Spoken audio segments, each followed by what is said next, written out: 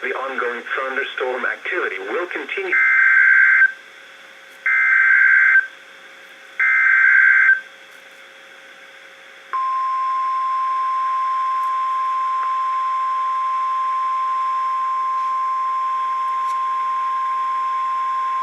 The National Weather Service in Fort Worth has issued a severe thunderstorm warning for northern Johnson County in north-central Texas, eastern Parker County in north-central Texas, Tarrant County in north-central Texas, until 10 p.m. Central Daylight Time.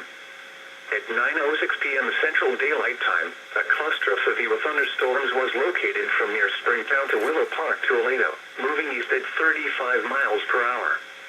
Hazard, 65 miles per hour wind gusts and penny-size hail.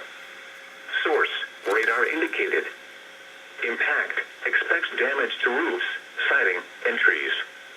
Locations impacted include Fort Worth, Arlington, Grand Prairie, Mansfield, Euless, Bedford, Grapevine, Haltom City, Keller, Hearst, Burleson, Southlake, Weatherford, Watauga, Colleyville, Benbrook, Saginaw, White Settlement, Crowley, and Forest Hill.